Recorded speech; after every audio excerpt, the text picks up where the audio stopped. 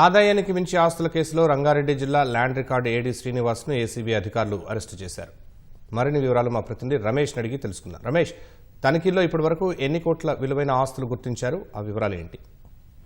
ఆదాయానికి మించిన ఆస్తుల కేసులో రంగారెడ్డి జిల్లా సర్వేర్ గా ఉన్న ఎవరైతే శ్రీనివాస్ ఉన్నారో అతన్ని ఈ రోజు ఏసీబీ అధికారులు అయితే గుర్తించడం జరిగింది. మొత్తం ఈ రోజు ఉదయం నుంచి కూడా ఏకకాలంలో మొత్తం 6 ప్రాంతాల్లో కూడా ఏసీబీ అధికారులు సోదాలు నిర్వహించడం జరిగింది. సోదాల్లో భాగంగానే భారీగా ఆస్తులు కూలబెట్టినట్టు చెప్పి కూడా అధికారులు అయితే గుర్తించడం జరిగింది. మొత్తం స్థిరాస్తులు కానీ తర్వాత అపార్ట్మెంట్ కు సంబంధించి కూడా భారీగా గుర్తించిన పత్రాలను అయితే ఏసీబీ అధికారులు అయితే స్వాధీనం చేసుకుని ప్రస్తుతం దర్యాప్తు అయితే కొనసాగిస్తున్నారు. ఒకసారి ఆస్తులు వివరాలు చూస్తున్నట్లయితే ఇటు రాయదుర్గం పోలీస్ స్టేషన్ పరిధిలో ఉన్న మైహోం భూజాలో ఒక అపార్ట్మెంట్ తో పాటు ఒక లగ్జరీ సంబంధించిన ఒక ప్లాట్ దాంట్లో ఉన్నట్లు కూడా గుర్తించడం జరిగింది. రంగారెడ్డి జిల్లాలో ఒక ఇటు నారాయణపేట జిల్లాకు సంబంధించి కూడా ఒక రైస్ మిల్ తో పాటు ఇటు కర్ణాటక తర్వాత అనంతపూర్ జిల్లాలో మొత్తం 22 ఎకరాల వ్యవసాయ భూమికి సంబంధించి ఉన్నట్లు కూడా అధికారులు పత్రాలను అయితే స్వాధీనం చేసుకోవడం జరిగింది. మహబూబ్నగర్ నారాయణపేటలో మొత్తం కలిపి మొత్తం 7 ప్లాట్లు కూడా ఉన్నట్లు కూడా చెరాస్తులు అయితే ఉన్నట్లయితే అధికారులు గుర్తించడం జరిగింది. ఇంట్లో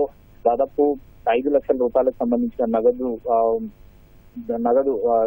ఏసీబీ అధికారులు అయితే స్వాధీనం చేసుకోవడం జరిగింది.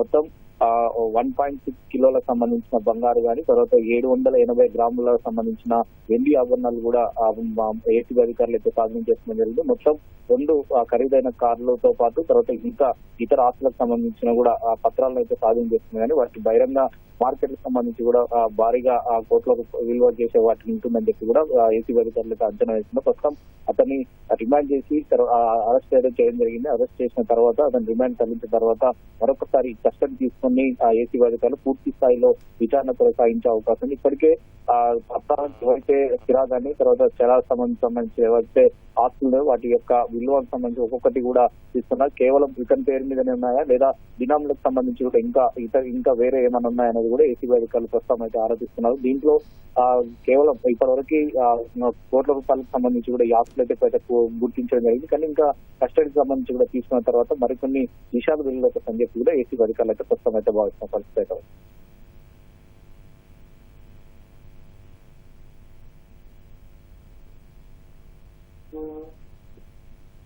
ధన్యవాదాలు రమేష్.